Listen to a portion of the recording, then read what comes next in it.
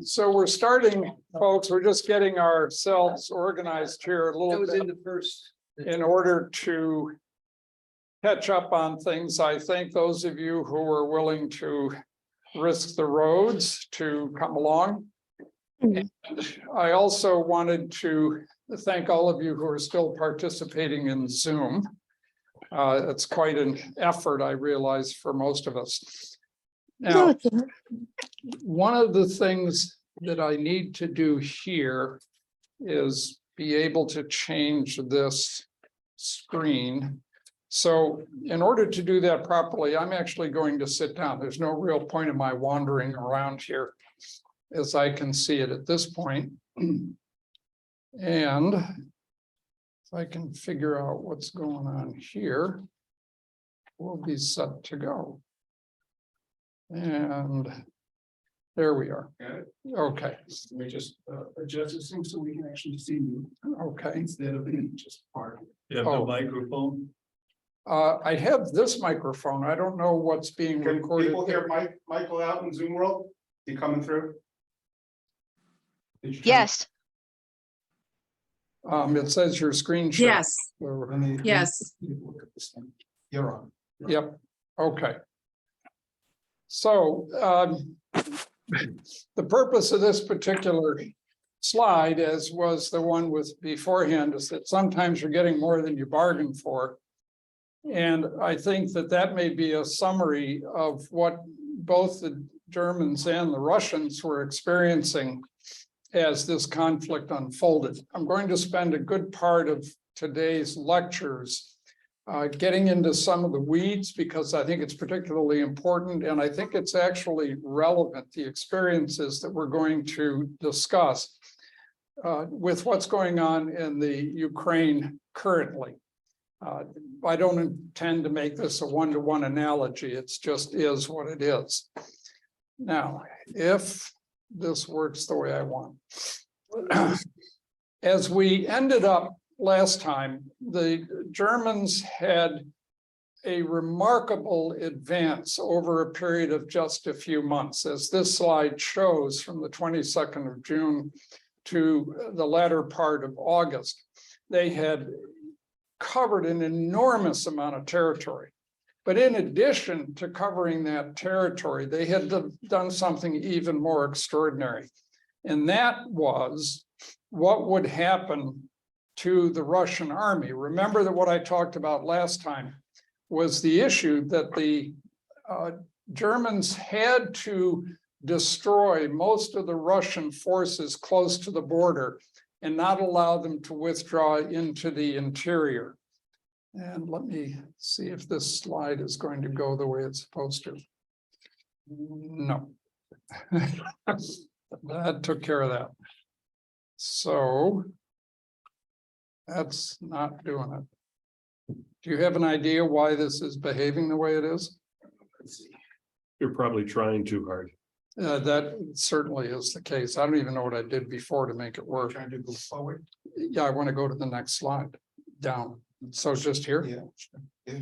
Okay. Oh,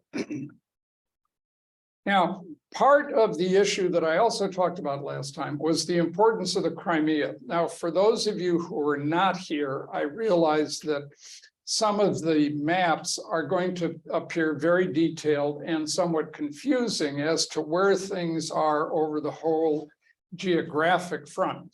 So next time I would encourage everyone who can attend to come and take a little look at some of the maps that I've laid out here, because so much more is revealed by looking at these maps and then taking what I'm talking about here in context to the larger picture that's being covered. In any case, you've heard a lot about the Crimea over the last several of years and over the last year in particular.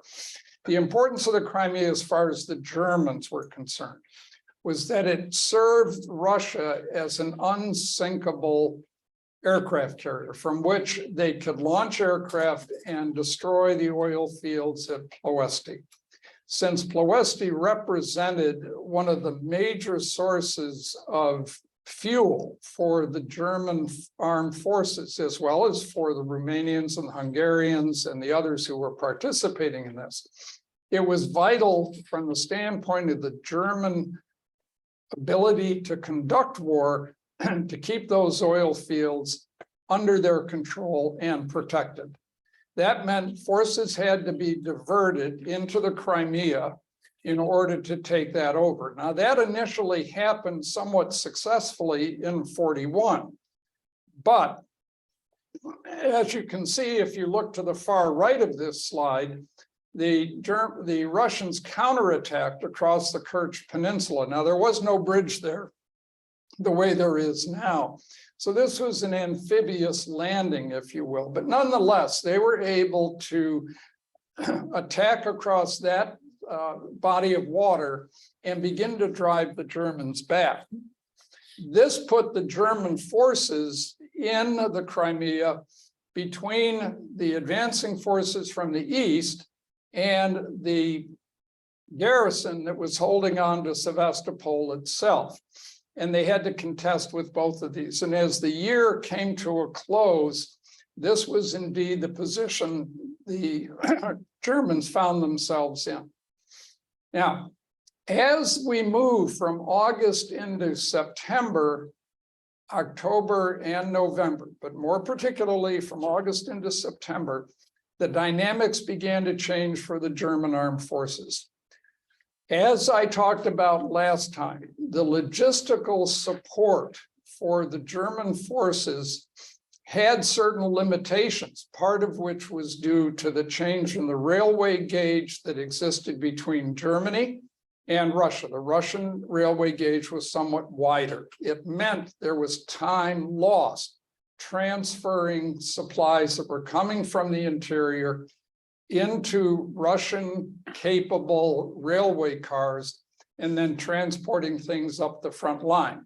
And as I showed in one of the slides, and as I discussed from one of the quotations from Stalin, the idea of the Russians was to destroy anything of use to the Germans. And one of those was to destroy the railway infrastructure, tear up the road lines as best they could, and to destroy any locomotives or rail cars which could serve the Germans to bring forces forward. So the logistical train began to be almost literally derailed. And this is before even partisan attacks began to take place. The other part that I pointed out in the last lecture was that while it appeared, if you just look at the numbers, that the Germans started with 600,000 vehicles. Now that's of all types. So that means tanks, armored cars, tractors, trucks, cars, all that kind of stuff. And you think, well, there were only 3 million guys and it's 600. That means there's a truck for every guy or a vehicle for every 5 guys. It doesn't work that way. First of all, the trucks have to come that are carrying supplies from the railheads, traverse the roads, unload, and return. That means that if you measure out the round trip time frame and the fuel consumption, as well as the amount that could be brought forward, you realize that you're consuming fuel en route, but you want to deliver fuel to the front line. You're consuming food. You don't drive that in one day, not over these roads. And on top of it, you have a great deal of wear and tear. So some vehicles are going to be in the shop, like having your front wheel fall off when you're driving your IBM. Okay, but you can't just pull over and go to a service station. There aren't any. They have to either be brought with you or you have to ship them back. This had a particular effect on Germany in combat because German tanks, when they were damaged, even if they were recovered from the battlefield, had to be sent back to Germany for repair. Now, if you've got the tread blown off or you've got a bad wheel damage that can't be fixed in the field, you've got to load it onto a transport and you've got to move it all the way back to Germany where it has to be repaired and then brought forward. You don't just drive a tank from Germany all the way to the front line. You're going to kill it in the route. So these particular things have an enormous influence in what's going on. Now, As you see from this particular map, and you can see if you look very carefully where the front line ends up in December, it's just outside of Moscow. But a great deal happens from August into that time frame, into December. And the ultimate questions that we talked about last time relate to that bulge you see in about the middle third of this slide. And that is the area around Kiev. You see that there's a big German force pushing up towards Moscow. They're still a ways away from the beginning of this slide, but this bulge represents a considerable danger to the German forces. On top of it, the supply route that you're looking at for Army Group Center, which is where you see the name Bach, for example, that is stretching its supply lines considerably. And the further out those supply lines go, the harder it is to support the frontline troops. In this situation, a critical decision had to be made, and for many historians and for German generals at the time, the crisis was, do we press on against weakening Russian forces to take Moscow? And if you just keep stretching that line up to Moscow, but leave that bulge, right, you've left your right flank open. Hitler, being the ultimate arbiter, has to decide, are we going to keep going ahead to Moscow, or are we going to have to deal with this huge group that is on our right flank? And that the Ukraine has resources we will need to keep fighting. So he diverted 2 panzer groups down, plus an army group, down against the northern flank of that bulge, and another panzer group coming up from the south. And you see those blue lines where there are a number of armies encircled. And when I concluded our lecture last time, I told you that this particular pocket contained 600,000 Russians. Now, I use the Russians to mean all of their ethnicities. It's really the Soviet Union, but we're not going to go down that path. The point is that of these 600,000, they are ultimately and entirely lost to the Russian army. They're gone, as though they were dead. Indeed, very few of them ever got home. Over 90% of Russian POWs did not survive the war. By contrast, the Americans had, in terms of dead, about 400,000 for World War II. So here's one pocket within about a month or so of fighting on the Eastern Front, where the Russians have lost more people than we lose through the entire war. Incredible. So the extraordinary sacrifice you see here is just amazing. And Western diplomats who were still in Moscow at the time felt that Russia was going to collapse, that it was done. This war in the East would be finished within that 6, 8, 10-week period that Hitler had outlined. That it didn't happen is utterly amazing. And yet a tribute to the ruthlessness with which this conflict was fought. And we'll come back to that in a little bit.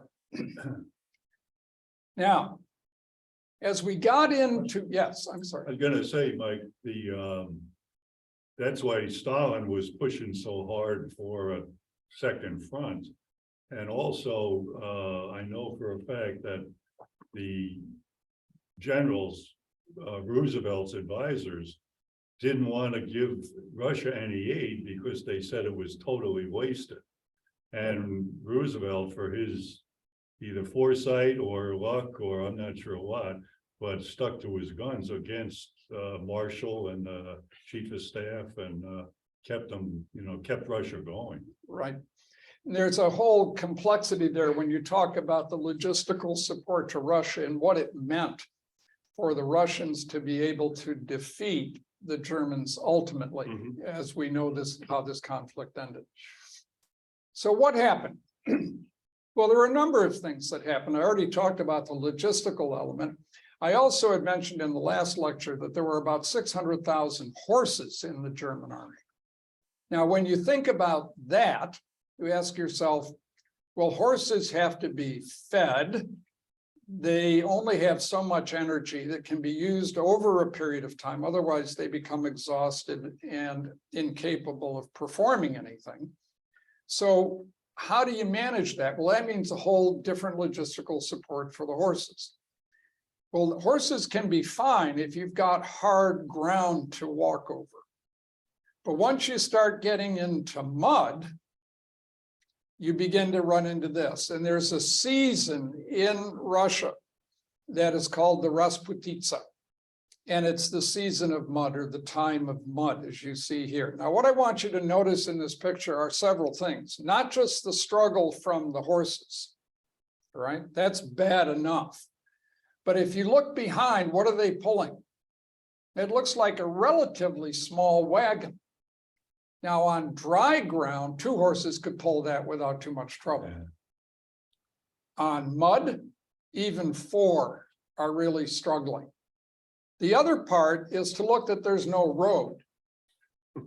If there was a road, it isn't there now. And the other thing I want you to look at is the horizon. Look at how distant that appears to be, how flat. What that means is when rain comes, it saturates all the ground. There's no place for it really to run off. And because of that, if the ground is dry or hard, you can maneuver all over the place. You don't need a road. But once that gets saturated, everything stops. And there are photographs and stories galore that will tell you about the experiences from both sides. Now, why does this affect the Germans apparently more than the Russians? Well, first of all, as I talked about at the beginning of these lectures, the Germans had to advance rapidly to cut off the Russian forces. If the Russian forces can withdraw because you can't advance rapidly, that limits your ability to destroy them. Now, much of the frontier forces have been lost. And when we come to the beginning of December, I'll get into some of the statistics. But more importantly, right now, it's easier for the Russians to be on the defense and retreat a little bit, which they don't necessarily have to do as rapidly as they did in June and July and early August when the weather was good. But now, even though the Russians are going to struggle, they're falling back on their supply lines. It's less difficult for them to get their ammunition and food. In addition, many of the Russian tanks had much wider treads. I showed this picture back in the last lecture.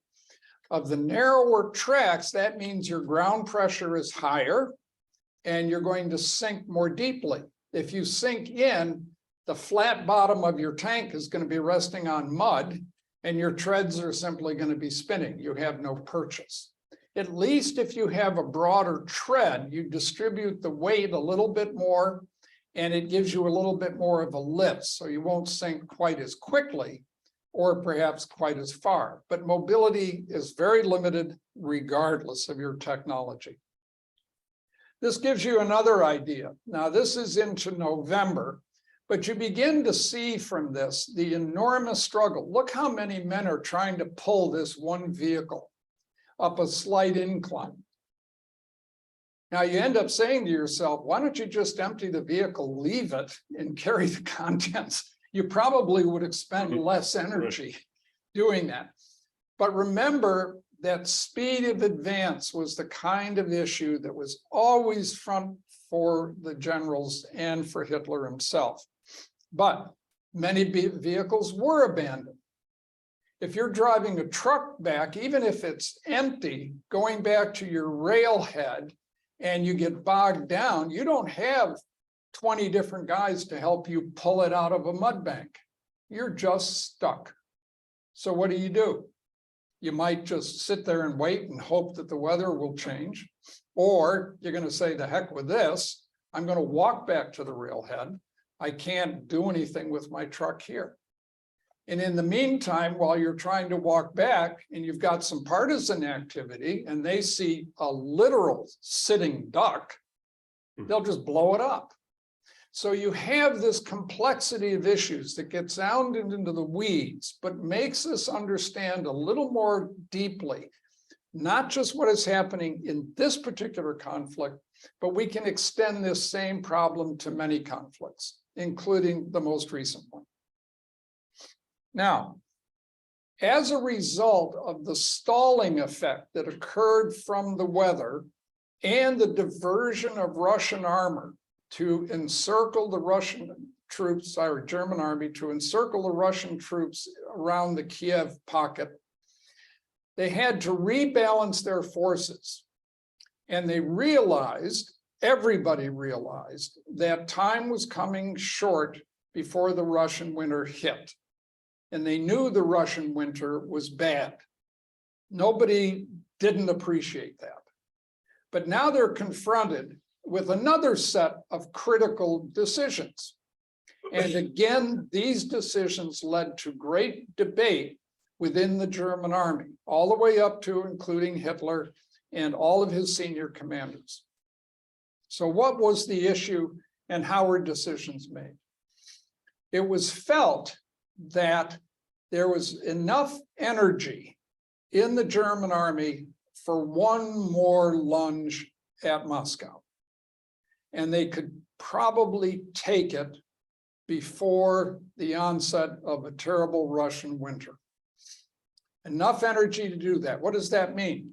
That meant that your supplies had to be sufficient, as well as reorganizing your forces well enough to be able to launch a major offensive against the remaining Russian forces.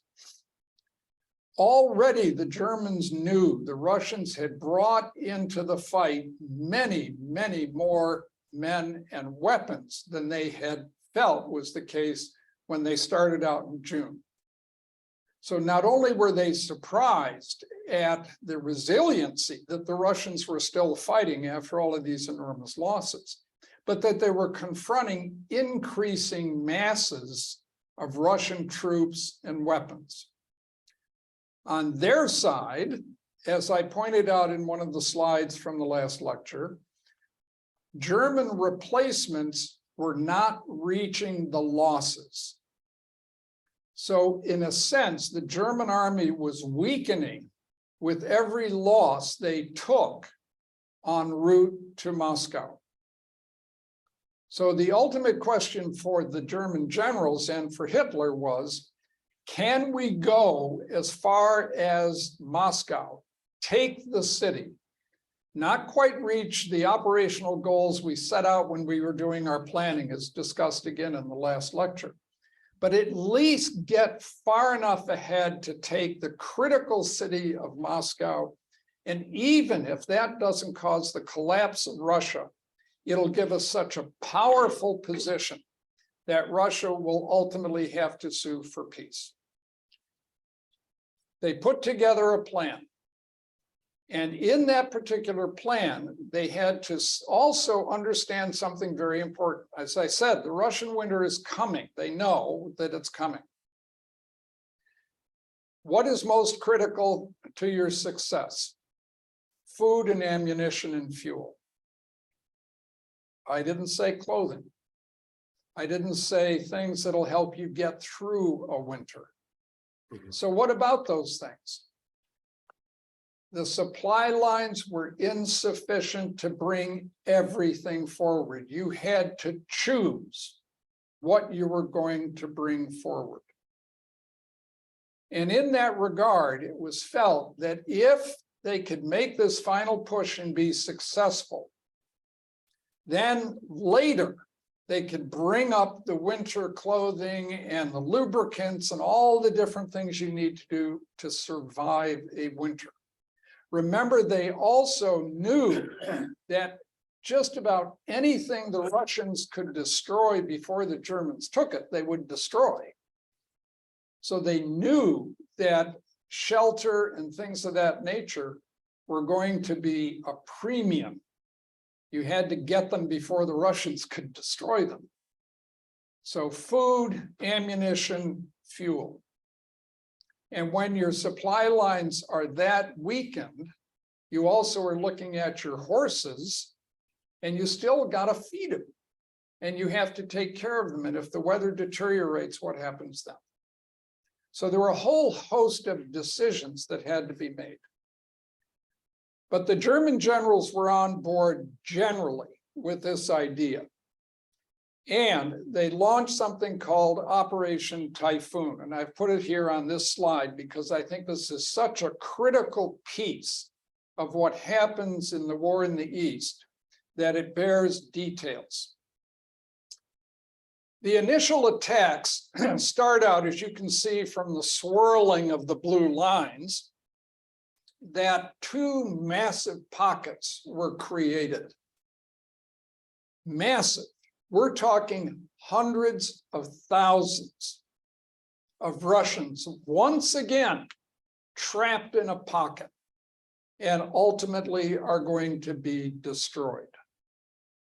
So at the onset of this in September and through September and into October, it appeared that the Germans had indeed accomplished their goal. They had gotten to destroy what they felt were the remnants of the Russian army in front of Moscow. And as they drove forward, their supply and the logistical support for them began to falter considerably. And with the mud conditions becoming particularly troublesome in late October and into early November, it forced a halt. Literally, they couldn't move. It could take them a day to move as few as 1 or 2 miles. Yes. What's the high water mark? How close did the Germans get to Moscow? The solid red line that you see. Which with- is what, 20 miles? How close did they get to Moscow? Yeah. They got within 20 kilometers, actually. They were Suburbs. about 15 miles away. Some of them maintained that they could actually see the spires of the Kremlin on a clear day. And when they got to some of the outskirts of Moscow, they ran into trams that were still running, much as they did when they were at Leningrad. They had gotten to the suburbs quickly and the trams are running. So in terms of this approach, again, it looked as though the Germans had just been able to get this almost Hail Mary, to use a phrase we get from football, down there into the end zone, and it looks like they're going to be victorious. One of the spots as well that you begin to see is that just north of Moscow, you see a German penetration that really looks as though it's going to cross the Volga River. In fact, they did cross briefly, captured a bridge on their way across, but ultimately had to fall back. Now, I want to show this slide before we get to the things, because I want to emphasize the extraordinary nature of this conflict. And the slide, you're all capable of reading, but I want you to take into account something extraordinary, okay? These losses represent the primary military losses. Added to this were enormous civilian losses. And ultimately, this conflict cost Russia, different historians have different numbers as usual, somewhere between 20 and 23 million. So I want people to just understand something dramatic. And you'll see, if you look at some of these pockets that are created, that these represent the cut-off troops with all of their weaponry. This isn't just manpower. This is all of the stuff they had: artillery pieces, tanks, even airplanes that are caught on airfields that are overrun, all the logistical support, everything is caught and destroyed, or as the Germans tried to do frequently, convert them into something they could use. and use them to keep themselves going. Yet, in spite of these losses, the Russians still maintained a force that was comparable in numbers to the German force. So how does this happen? When you're throwing in people to fight the Germans, and you've taken losses from the most trained of your soldiers through the first 3 to 6 months of this conflict, you're throwing in people who have little to no training. How do you get them to do that? Well, part of it was this organization called the NKVD would be behind the front line, literally armed with machine guns. And you were told, they're the Germans, go for it. You might say, wait a minute, I don't even have a gun. The guy next to you has a gun, he gets shot, pick it up. Oh, and if you get shot, so what? But if you try to turn around and come back, I'm going to shoot you. So you can count on maybe making it over there, but you're not going to make it back. So go. And you can read time after time in histories how these Russian waves of soldiers would just attack German emplacements and just get gunned down. Comparably, in the Pacific, the Japanese called those banzai charges. But basically, that's the kind of fight you're having. This is no longer what you're going to see on the Western Front or saw on the Western Front when the Germans fought the French and the Belgians and the British and the rest of it. That isn't the way those nations fought. But here, when Stalin is in charge and his generals are in charge and they realize that Mother Russia's going under unless they're willing to sacrifice everything, then you don't count as a person. You're a body and you get out there, and if you take a bullet that was maybe going to hit somebody else, you're tough luck. It also engendered a certain kind of ferocity. It was already existing as the Germans moved into occupied territories. They had a particular organization called the Einsatztruppen, which went through villages and gathered up commissars and Jews and partisans and simply executed them. And on many occasions, actually just destroyed villages and things. If a German soldier had been ambushed, they would go into a town and just take out 20 or 30 people by comparison. So the brutality of this war was already there, but it was increasing. Now think of yourself as a German soldier for a moment. I'm not being sympathetic to the German nation in one sense, but I want you to understand it from a personal perspective. You're out there and you know that if you are captured, your fate is sealed. The chances you're going to end up in a Russian POW camp or even getting home are pretty remote, particularly when you know what's been happening in your own rear with the Russian POWs. Not that they were necessarily deliberately mistreated, but who in their right mind would expect that you'd have 3 million captives to take care of? Where are you going to put them? How are you going to feed them? And the rest of it, how are you going to control them?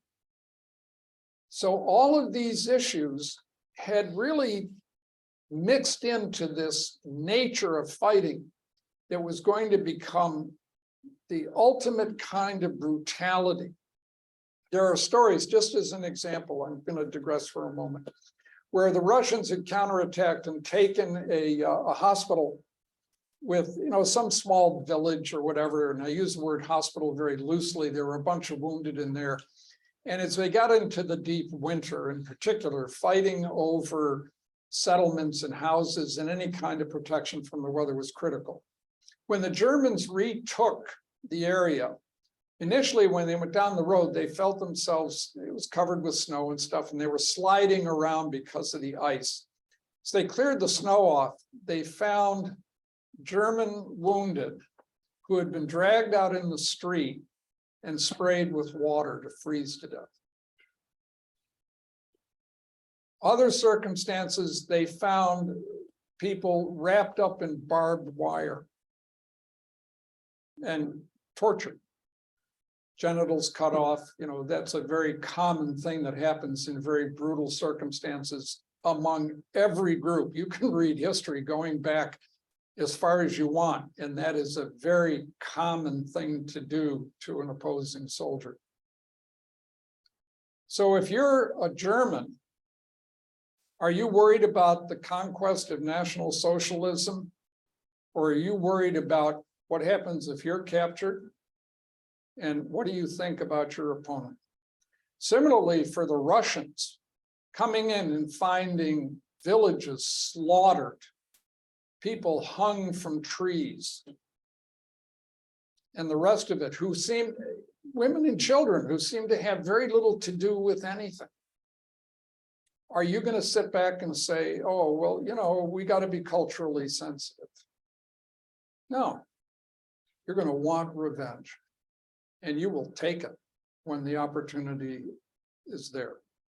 So we need to keep this in mind, because this is something very distinctly different from what the fighting was on the Western Front. You've heard, I'm going to jump ahead a good bit to the Battle of the Bulge in Malmedy, where American prisoners were executed by the SS.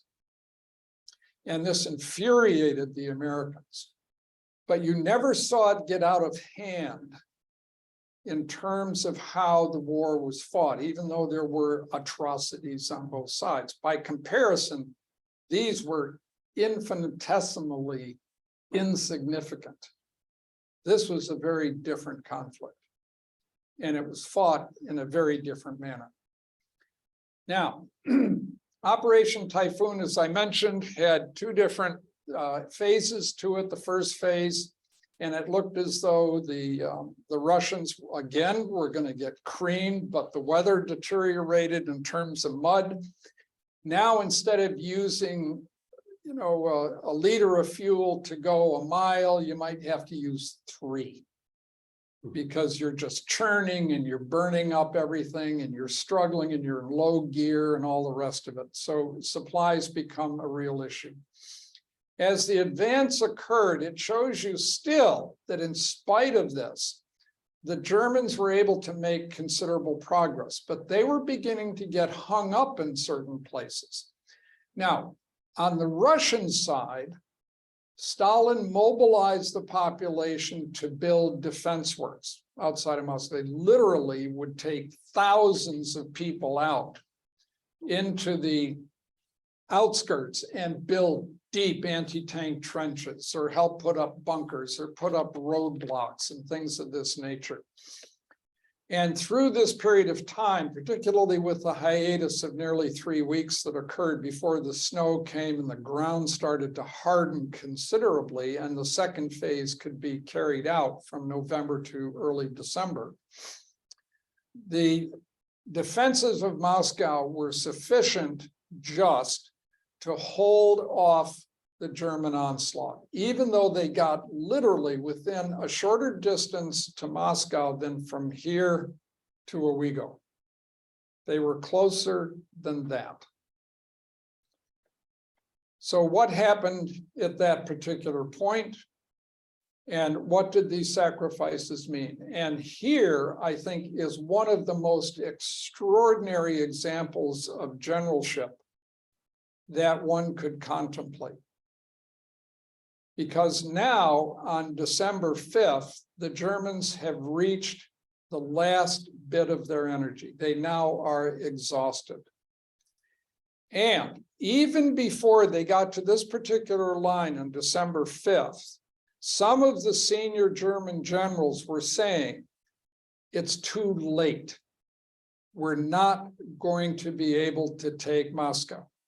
We can't do it. This is particularly true when you look at the 3-week stall that took place. after that first week of November. So this particular debate started again. What did some of the German generals want to do?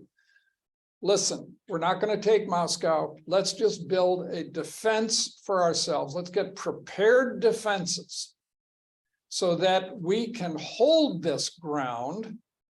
And then come spring, maybe we can again launch another attack against Moscow, against the Russian army, and finally win.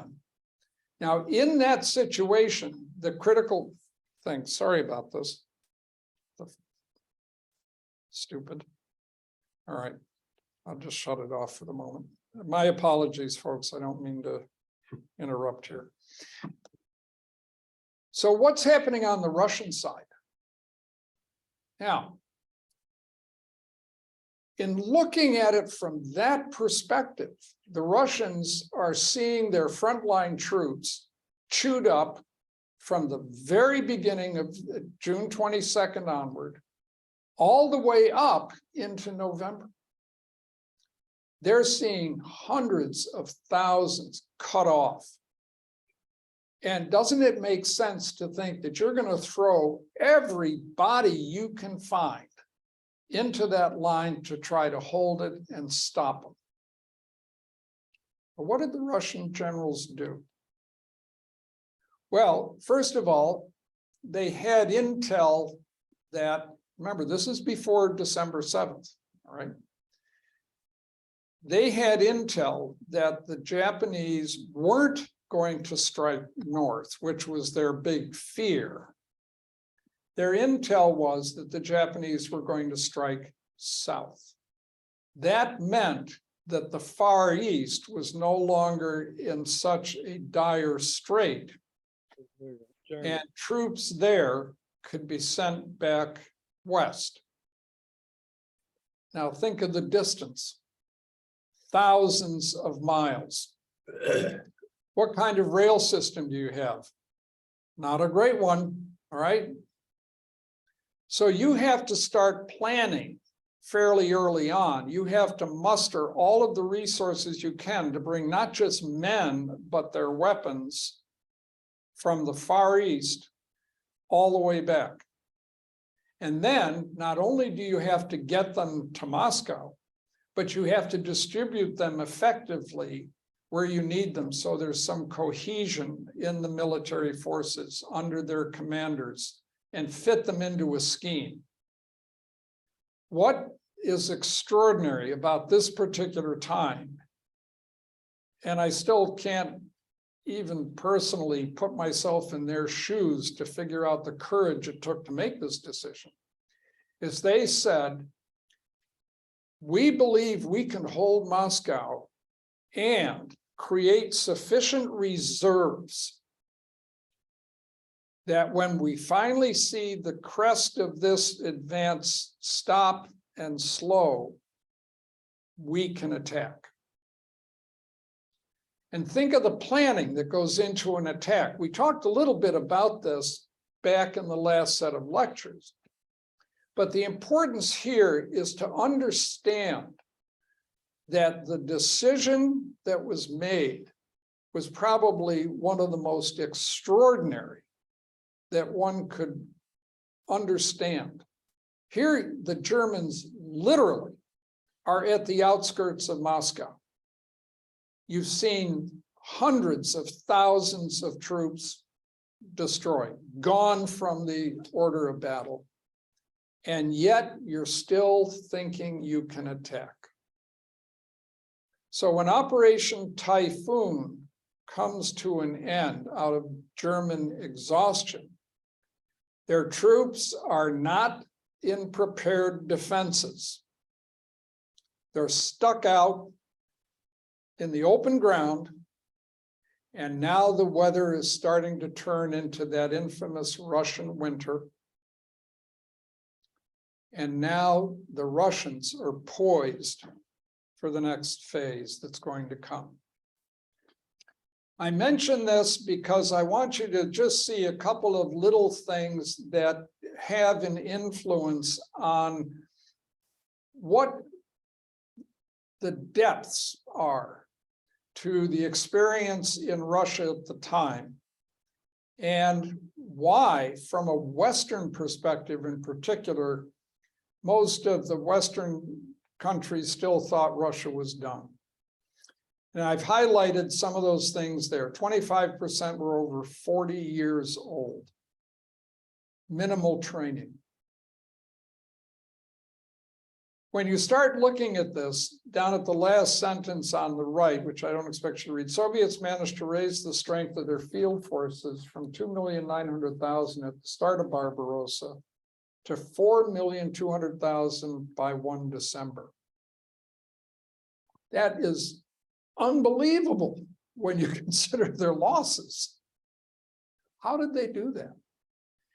Now, here's something else I want us all to think about as we move into the next phase. I'm going to take a short break now, just to allow people who are on Zoom to call in and ask questions or ask any questions here.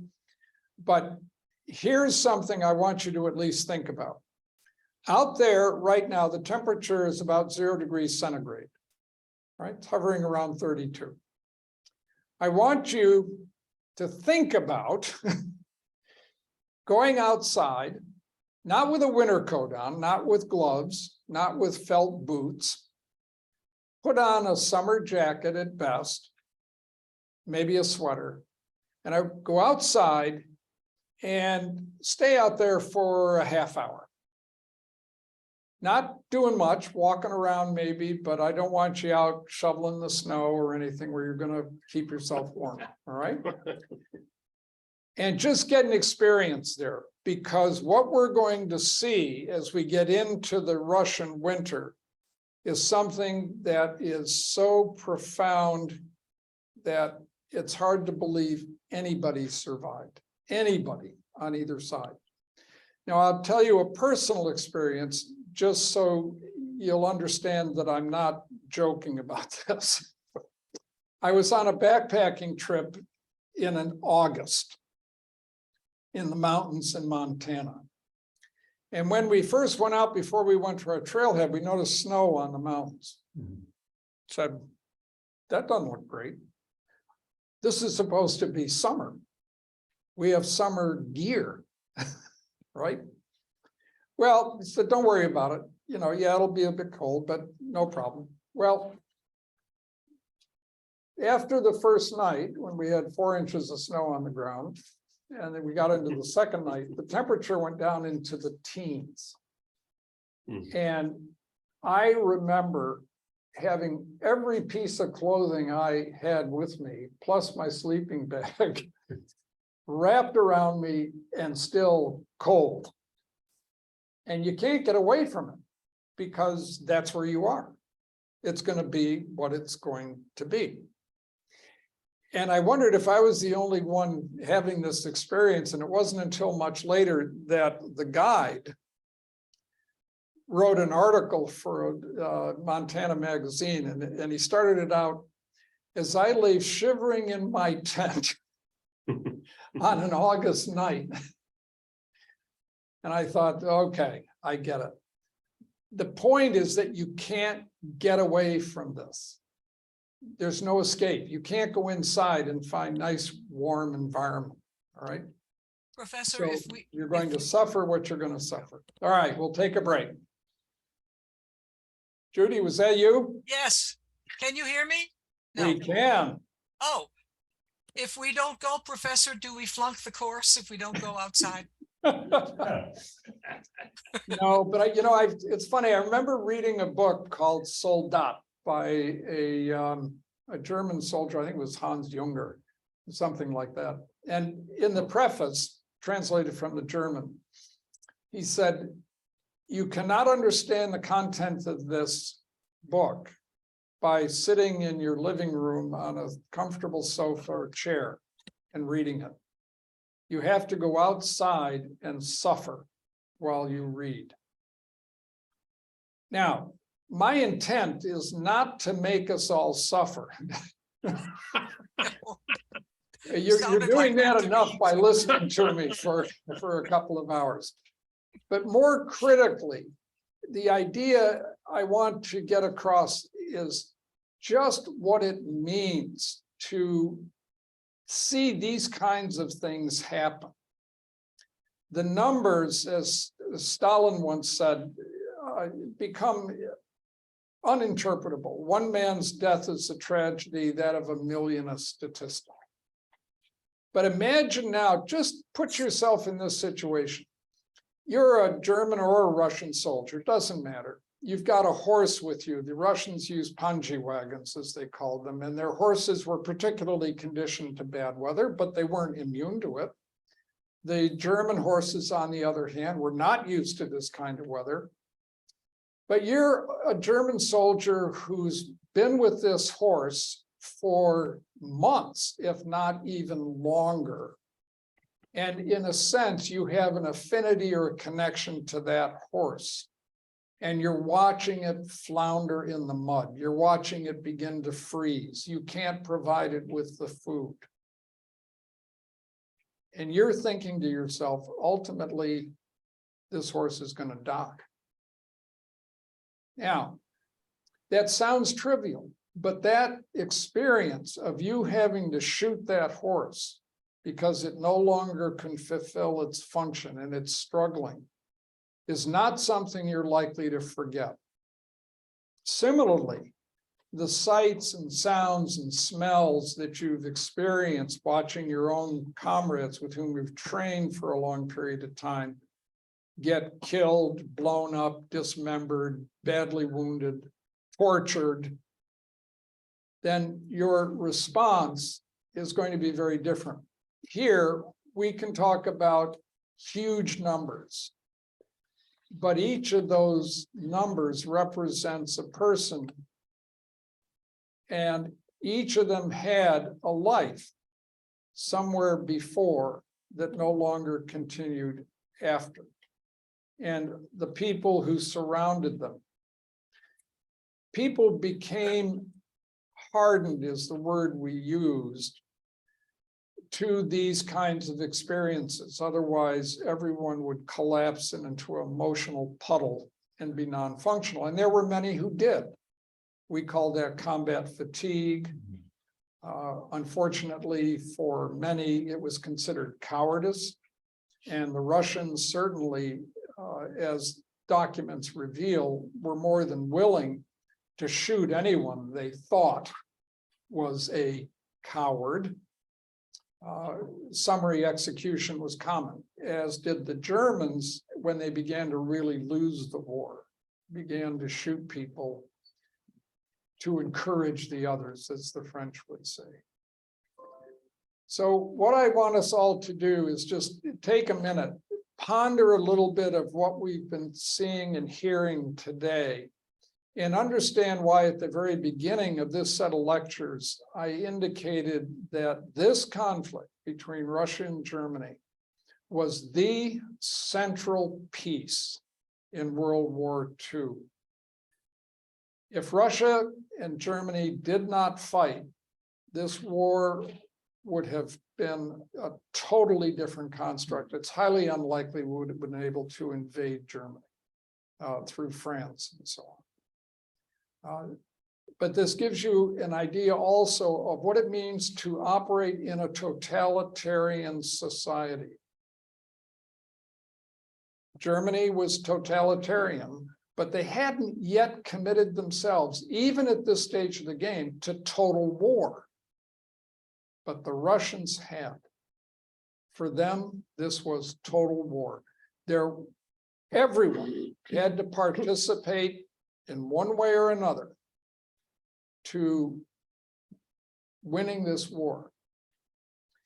And by comparison, when you look at pictures from, say, the Southeast Asia and the Japanese and Thailand and the Burma Road and all the others, there's an interesting set of pictures that you'll see where they have children 4 and 5 years old breaking rocks so the rocks could be put onto a roadway. Nobody got a free ride out of this. Everybody was deeply and completely committed, one way or the other, And there was no nuance to it. It was a bright line. And that bright line meant you're on the side of us or you're on the side of the enemy. No nuance in between. And that carried enormous repercussions. This is just another slide to show what the numbers were as estimated. And the Russian sources were not opened for decades. So many of the publications that occurred before the collapse of the Soviet Union deliberately underestimated or underreported the losses that were occurring. That doesn't mean that they didn't know they were occurring. They just wouldn't tell the public what was going on. But this gives you an idea, or they say, oh, missing in action, 520,000. Oh, yeah, more like 3 million. Okay. This is not necessarily to formally restart the lecture, but I just want to, again, just kind of let numbers flow at you, because it's important to see the cumulative effects of what was going on and the ultimate issues that were confronting the senior generals and political leaders. Too often, we're very glib about our portrayal of generals. And even about politicians, we sometimes fail to understand the nuances that are involved. And part of these slides are to demonstrate that this is not the case. I'm sorry, though, I get rambling and that's it. But other people have questions. I'm sorry, I meant to allow that. And you will not be flunked out of the course if you don't go stand outside. Thank you, thank you, thank you. Seriously, anything? Okay. All right, well, for those of you who are still awake. Yeah, no, Dr. Bogsari, Yes, how do you compare the courage and the fortitude, I guess, of the Russian army or non-army? It was just a bunch of civilians in the World War II, and their behavior in the Ukrainian war today. Is the whole Russian military degraded so badly in its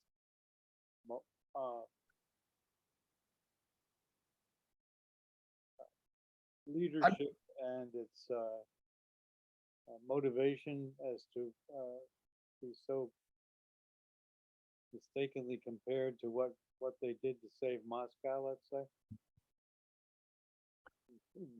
I'm not sure I caught all of that. You're asking just within the context of this current conflict of 1941, or are you postulating also what's going on now? I'm comparing now and 1941. Yeah, I think that the differences up to this day, and there's a reason why I use that term, show a very different idea behind what's gone on in 1941, what's gone on now. 1941, many of the general Russian populace thought that they were friends with Germany.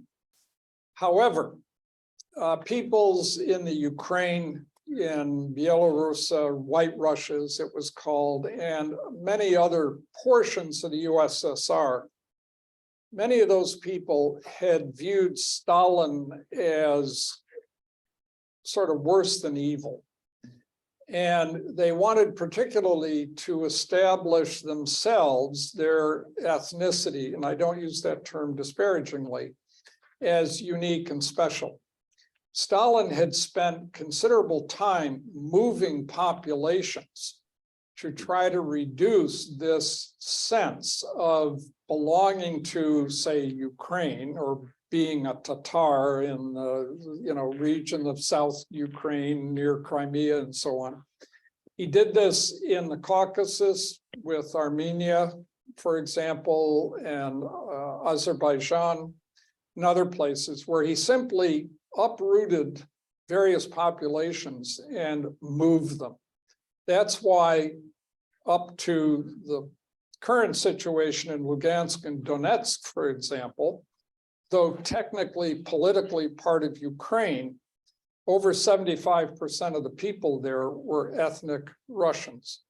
In the Crimea, the number was even higher. I think it was over 90% of the people living in the Crimea were Russian, not Ukrainian. Right.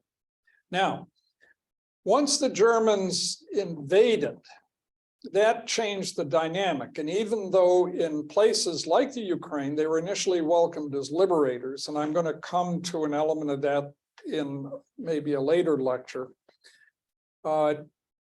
the Germans behaved so badly that they quickly turned the populations against them. If they had been a little smarter, even more cynical, even more devious, they might well have co-opted a good portion of Ukrainians and Belarusians to their side against Russia. But they didn't do that. And that's because of their racism and the context of how Hitler directed his political and military groups. The Russians in 1941 now saw, and Stalin changed the narrative deliberately, as Mother Russia under attack by the Nazi hordes. And the history between Germany, the Teutonic Knights and others resonated deeply with the Russian people as an assault from the West, out to destroy them utterly. And literally, that's what Hitler wanted to do. So if you're going to be destroyed, what's your option? You can throw your hands up and be destroyed, or you can say, I'm not going down without a fight. But Now, it wasn't nationalism in any sense that it was more, it was, ethnic identity, I suppose. yeah, nationalism kind of puts that political boundary around it, which is not quite the way this was seen. This was, when I used the word in the beginning of an ideological war, it meant your essential identity was now being threatened. Whether you call yourself a nationalist or not didn't matter. It's a little bit that you're in the boat and another boat's trying to come and sink you and kill all of you. What matters now is you're in the boat and you can fight or die. Yes. Take a break now. Yes. Okay. 10 minutes. Okay.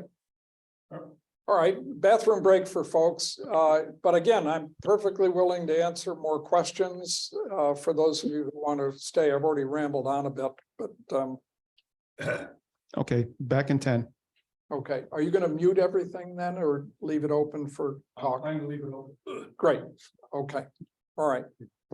10 minutes. Yep, 10 minutes. Let me, while you're doing that, go ahead. No, this is just part of the conversation to carry on to what that question addressed. And that was, what about now? Well, the issues as I see it, and I've been writing, and I'm going to self-promote here a little bit. For just about a year now, I've been writing on a site called Substack, Substack.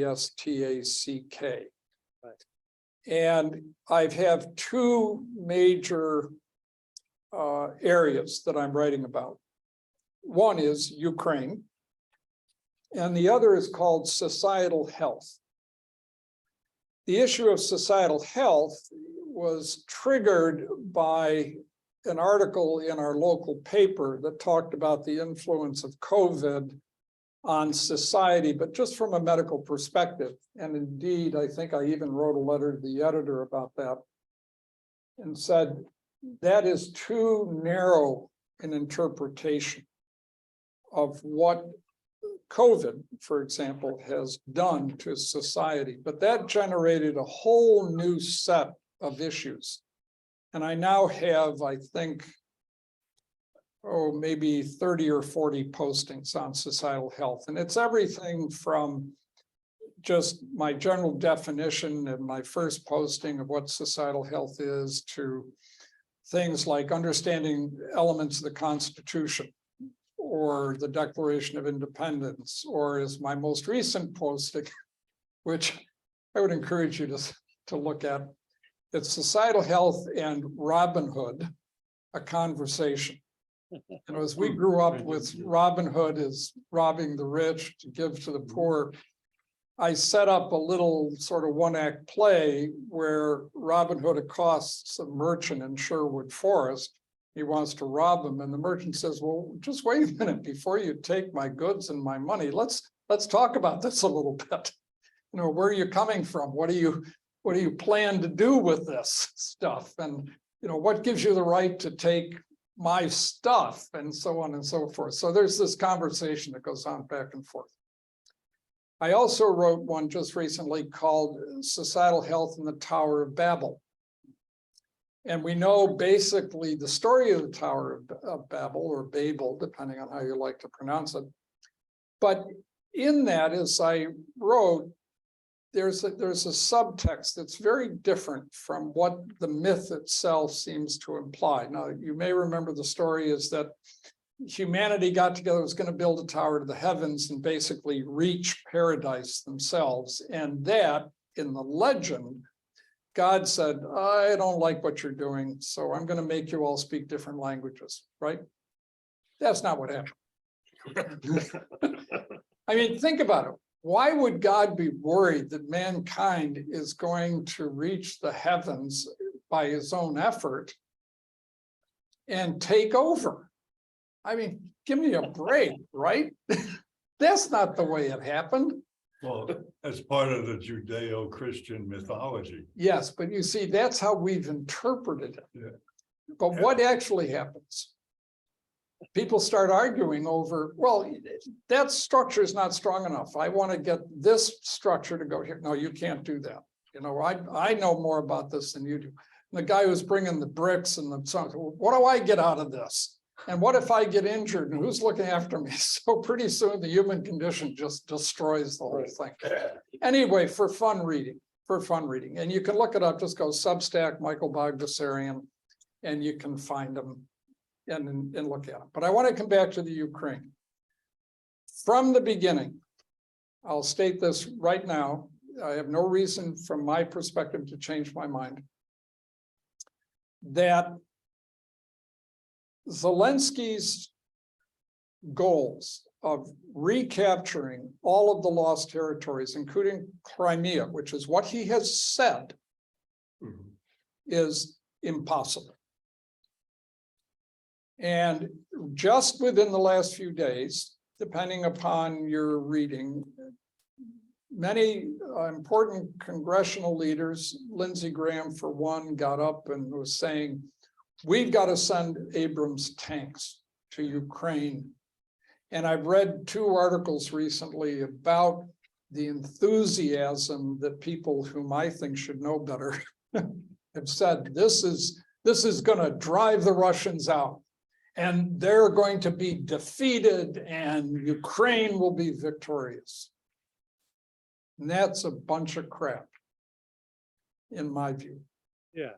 Now, part of the reason for that is that once that kind of American equipment begins to arrive, and this is different from the HIMARS and it's different from drones, but when you start putting F-16s or other advanced weaponry out there, and Abrams tanks out there, you shift the nature of the fight. And now Russia's going to look at that and they're going to remember the West has always been against us. Remember, we're not talking about justification, all right? We're not talking about who's right and wrong. We're talking about the effect that this will have in Russia. And if they see that the West is now doing this, sending this kind of advanced equipment, what are you going to think of as a Russian? I'm not going to let these bastards do this to us again. And Lavrov actually has been saying that in the last week. That's right, exactly. But nobody's listening to him. Because our political position is such that Mhm. we can't accept that what he's saying has any merit. Mhm. And that's going to lead us down a path that's going to be very, very bad. Well, But- maybe this is the straw that broke the camel's back, but we certainly spent millions and millions of dollars sending pretty good equipment over there that has enabled the Ukrainians to hold the line. Well, the answer to that, I would say, is yes and no. And part of my writings may present my argument to this, but I also want to just mention something that just came out in the news in the last 2 days. The Ukrainian defense minister is under investigation for corruption. Yeah, that's a, And another article I read about a guy who is very supportive of Ukraine said half of what they send disappears. Really? what are they? What are And they we doing? have billions of dollars and stuff we've sent over there. We have no idea where it went. And remember that Ukraine was considered the most corrupt nation in Europe prior to this conflict. Mhm. So there's a Prior whole to- host of Prior to issues. Zelensky. Well, yeah, and our hopes were tied Yeah. to Zelensky because we helped oust Yanukovych, Mhm. who ended up in Moscow because of it. Mhm. But remember that even under Yanukovych, Burisma and other places were being investigated for high levels of corruption.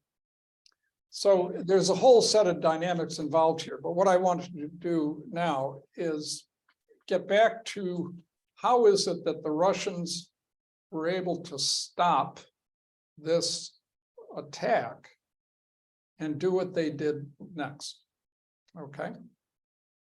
All right, I'm going to move on to continuing, and as I said, I'll stay here as long as anyone wants if they want to yell at me about Ukraine. Okay.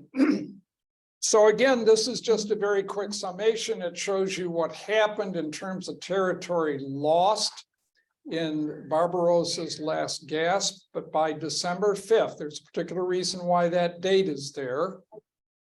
The Germans basically had exhausted themselves. They held enormous amount of territory and resources that previously belonged to the Soviet Union, but they still had not finished off Russia. What happened then? Oops, sorry. Okay, first, in an inkling of what was going on, and there's a whole set of different historical pieces on different elements that sort of indicated to the Germans that things were not going to all go their way. There's a book that I alluded to last time that Greg brought in, Disaster on the Dnieper, I think it was, or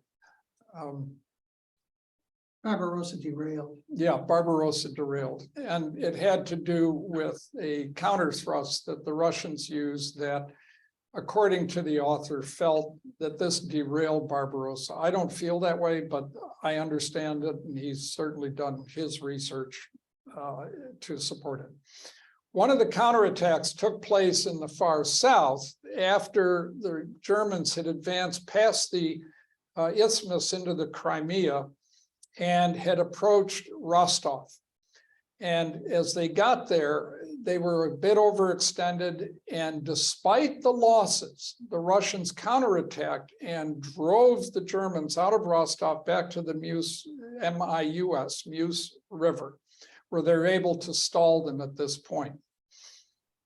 This was sort of a message. We're not just going to defend, we're going to attack. And it takes a whole different kind of organization, a whole different structure of support and generalship in order to attack and attack effectively. The Russians were still learning, but they were showing that they weren't completely inept. There is a whole nother segment of this, which I'm going to touch on very quickly. So we're going to go through these slides without a lot of discussion. And that is what's happening up north, because Finland had joined the conflict in reprisal in part to what had happened to them in 1939 when Russia invaded their country and drove them out of the Karelian Isthmus and devastated them basically militarily and politically. So the Finns joined back up with the Germans for a bit of revenge. And revenge is fine. Okay, people always think that's real bad. But no, sometimes you just gotta do it in order to teach the other guy that what he did, he's not going to get away with completely scot-free. So the Finns had a particular goal. They just wanted to recapture much of the territory. And there was a disconnect between the Finns and the Germans in this particular area, because Hitler thought that the Finns would be more aggressive, particularly around Leningrad, and help them seize or totally cut off that city from supply and let it literally die, as well as recapture some of the important areas that were necessary as far as Finnish integrity was concerned. But from a military standpoint, cut off access to ports through which Russia could gain supplies. And there were certain goals that were looked at there. As far as the Finns were concerned, we really want to restore our borders and not necessarily go further. But here's that conflict again that arises: in for a penny, in for a pound, to use an old British statement, the pound being the British money, not a weight. Okay. So the Finns put themselves in a position of attacking the Russians, but they didn't seem willing to commit fully to achieve their goals, because the only way the Finns were going to survive was if Russia was defeated. And if they were not going to assist vigorously in that, then things wouldn't go their way. And the Russians would get their retribution when the time came. So there were several operations that occurred, and this just kind of summarizes some of those things that happened. They did try to cut a rail line between Murmansk and leading down to where supplies would come in, and Murmansk was a critical location for supplies ultimately during 42 and 43 and 44. This just shows some of the details of operations. And one of the things that you'll notice, if this is the kind of thing that interests you, or the size of the units are relatively small in comparison to what you're seeing on the Eastern Front. Most of the maps that you will run across an Eastern Front deal with not divisions, but they deal with corps or army groups. This is just division structures, regiments, battalions, much, much smaller, and little progress is made. Distances covered, not very much. You can see from the legend that, 10 miles is a long way. Why is that? Because there were no roads, because the terrain was garbage, heavily forested, swampy, terrible to do anything, much less keep supplied while you're doing it. This just shows some of the things that happened during the course of the first 6 months of the war. Again, you're not going to be quizzed on it. Don't worry about it. I just want you to understand that this area was not quiescent through the whole conflict. And this just shows some of the activity that occurred in places where in 39, during the wintertime, the Russians had taken considerable beating. So the Finns here in the summertime are showing that they can be a little more aggressive, but they're never really able to reach their objectives. It's just too difficult. More critically, the Leningrad front. What this shows in the top left is how the Finns did advance and made their presence known to the Russians. They couldn't be ignored, but they pushed down only so far as near the border that they'd had with Russia in 1939. Meanwhile, the Germans, as you can see from this Army Group North, had pushed farther off to the east and had actually cut the overland road system that would lead into Leningrad. And they held this area for a considerable period of time. What the Germans and the Finns did not do was reach up far enough along the shores of Lake Ladoga to cut off an overwater route to supplying Leningrad. Now, during the summer months, when the water is open, this becomes a problem, but you've got to have a lot of boats, and they didn't really have a lot. So Leningrad was going to suffer enormously by being cut off during the summer and spring, early fall. But in the winter time, Lake Ladoga freezes. And it freezes to such a degree that you literally can drive trucks loaded with supplies across the ice. In some situations, you can even put down a rudimentary lightweight rail line. Now think of what it takes to organize that and to get it in place and do it. In wintertime, when the ice has to be thick, more than a foot, it has to be maybe several feet thick. So you begin to understand some of the complexities of what we're dealing with. The other part that needs to be just touched on is that when the Germans were invading, very quickly, the political leadership decided that they were going to lose a lot of territory. Now, that in itself is an interesting element psychologically, because if you remember from what I talked about in the last lecture with Russian planning to fight against Germany, they wanted to carry the war into Germany. They expected to carry the war into Germany. Yes, they would take some beating on the frontier through that first echelon until you reach the second echelon, but this was not going to take a long period of time before they were pushing the Germans back. Yet, when the war actually broke out, what happened? Stalin started ordering the evacuation of factories. You don't do that lightly, because that means the manufacturing capability for those factories is kaput until you get them somewhere else where you can reestablish them and rebuild them. All that takes time, which means you're not getting anything out of them.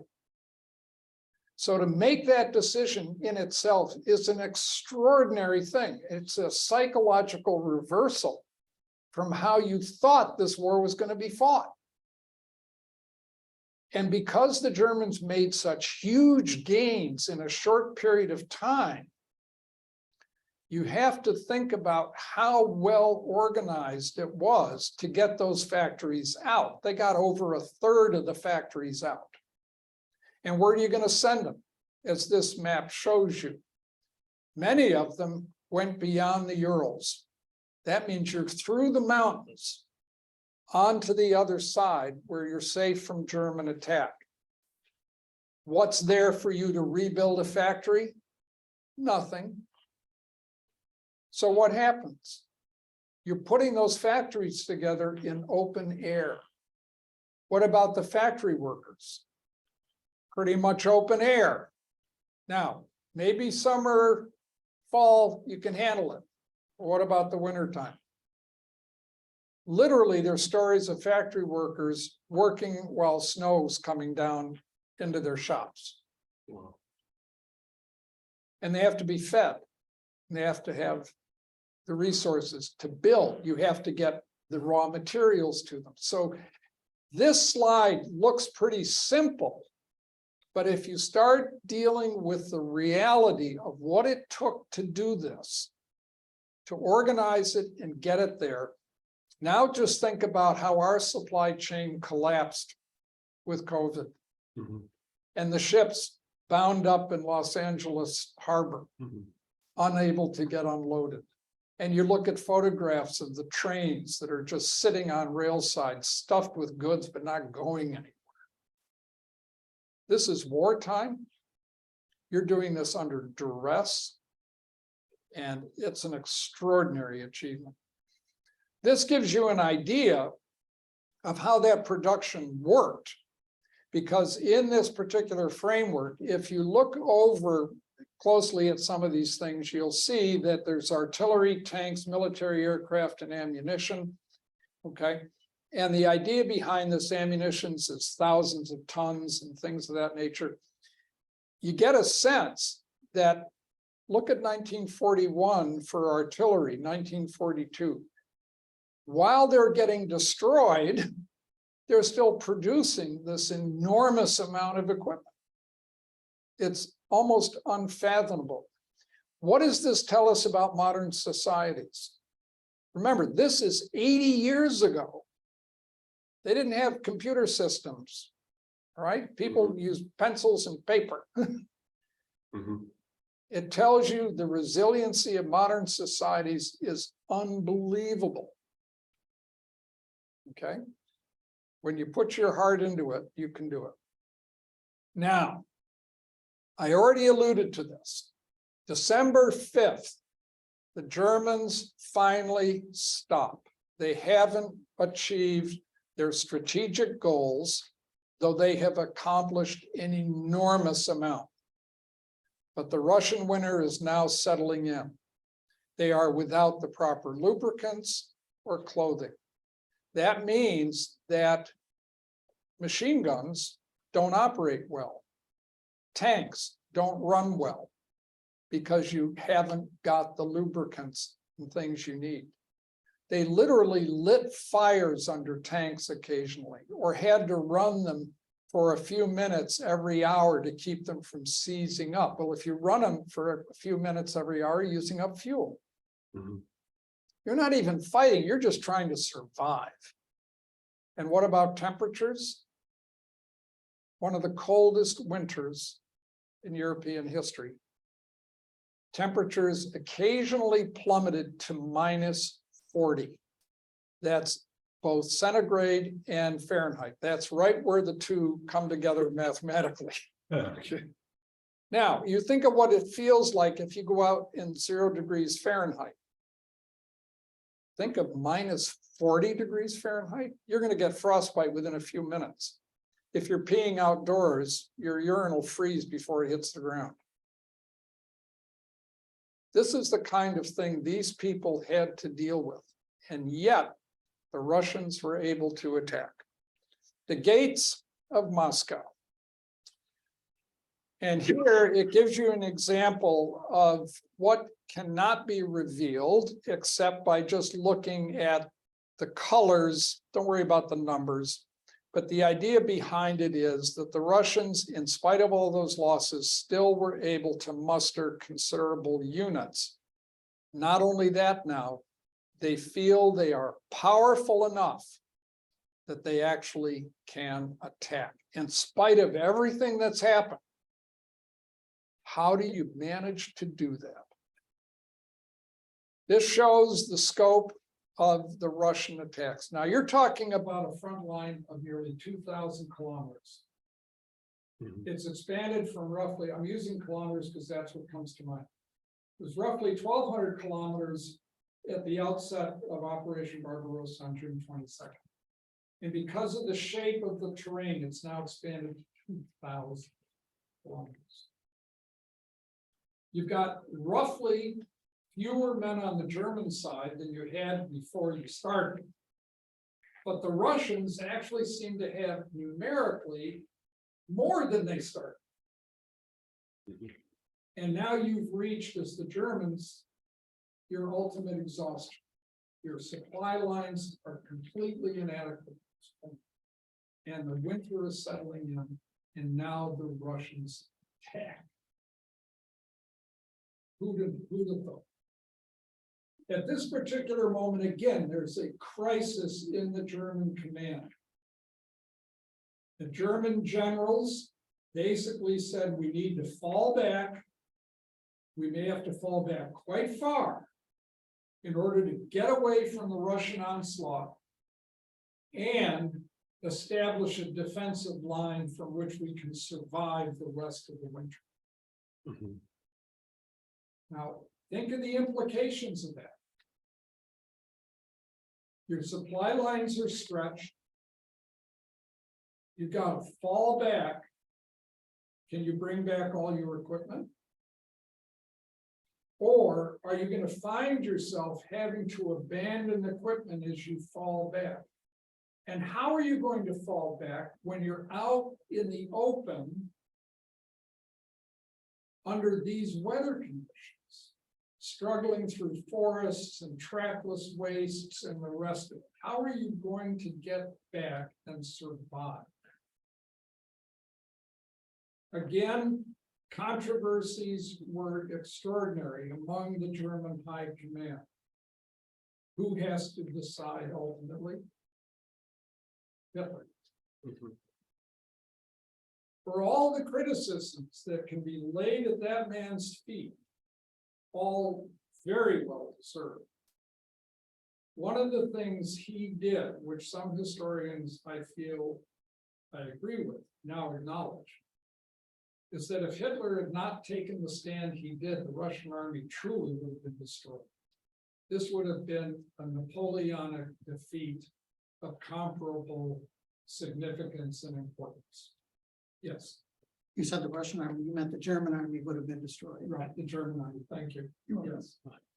You may remember that Napoleon took Moscow, but he couldn't hold it, and in the retreat, basically lost somewhere up to 80% of all of the forces with which he had invaded Russia. I mean, think about that back in 1812. This is the same result that the Germans are facing. Hitler said, no retreat. Stand fast. Now, that didn't mean that the Russians didn't penetrate, and you can see from the arrows that show up here that they made some enormous strides. But at the same time, the German army, disorganized as it was under the circumstances, still was able, for the most part, to hold that place. They were thrown back in a lot of different areas. There were huge gaps drawn in the lines. And it looked for all the world like those units that were still in the front line would be destroyed by being cut off. But Hitler said, no retreat. Now, some retreats occurred. There you go. Interestingly, much as cavalry is disparaged in modern warfare, it had particular utility because it improves the mobility enormously for many Russian units to penetrate fairly deeply into the Russian rear. You don't need to bring heavy artillery with you. You can bring some lightweight anti-tank guns, you can bring machine guns and things of that nature. Many of them were carrying automatic weapons, such as you saw when you were here last time. And the point is that if you're in the rear, those are relatively defenseless areas, and you can do a lot of damage. And this is one of the ways they did it. They also did it with ski troops. Those were less capable in many ways, but they would pull sleds that had ammunition and food and things with them and could do it. The Germans, on the other hand, had their trenches, they had to hold in place. The temperatures were absolutely freezing. Think of trying to dig a shelter in the ground.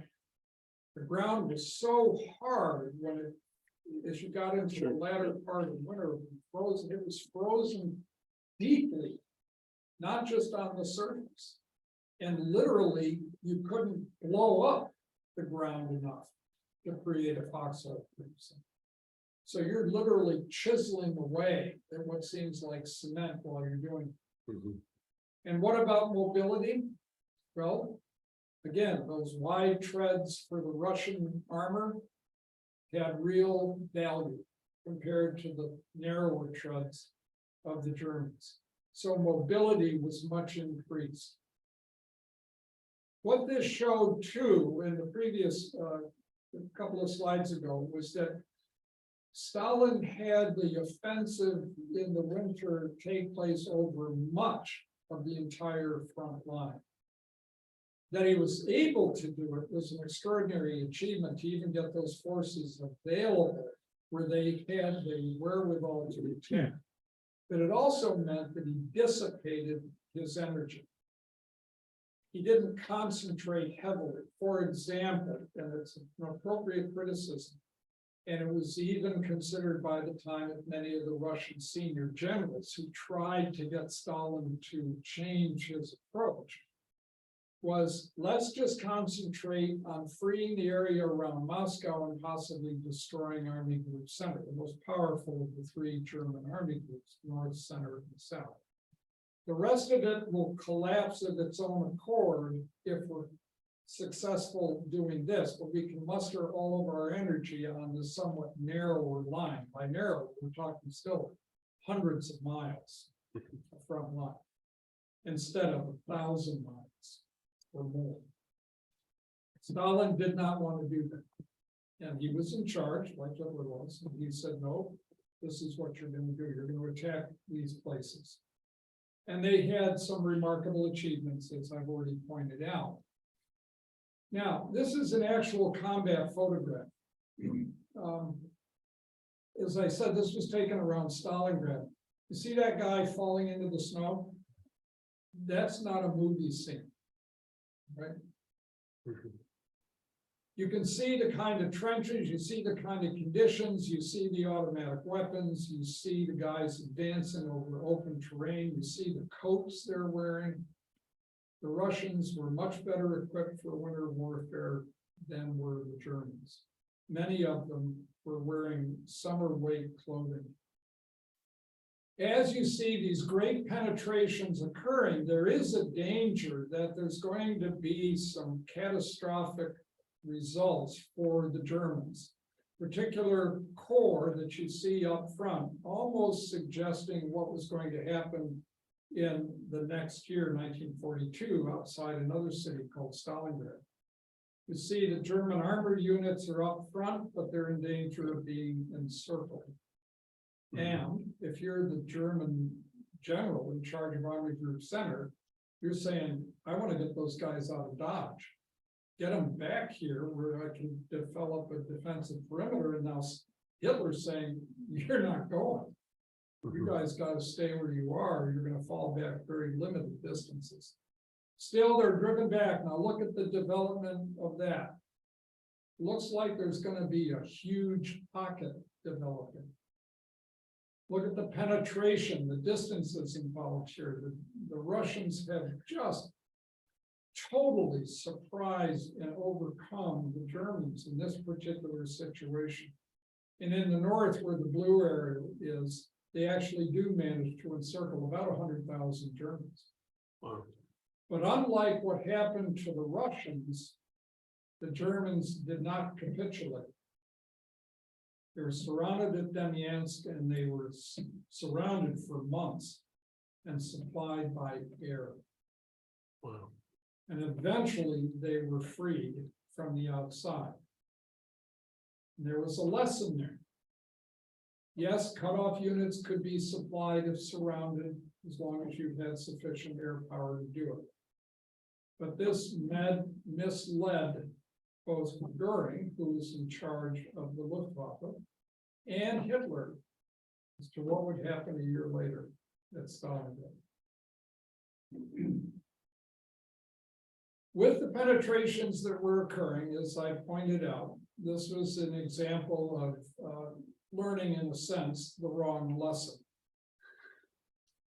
And over time, as you got into the spring, eventually the Germans were able to destroy some of the surrounding Russian units and break into Demyansk and free those guys up. But they were stuck there for months. Not until March did that happen. Now, one of the things I think some of these photographs show, and I'm sorry because that black line is actually where the crease was in the book. But what I want you to focus on in this is to look at how the Germans are clothed, for example. Look at still the reliance on wagons pulled by horses. They don't get to go into a barn every night, right? Get fed with fresh fodder and so on. And you can see the floundering of the horses in the snow, and those are European horses, not Russian horses. which have thicker coats, longer for, if you will, a hair. Is it hair or fur on horse? Horsehair. Horsehair, hair, right?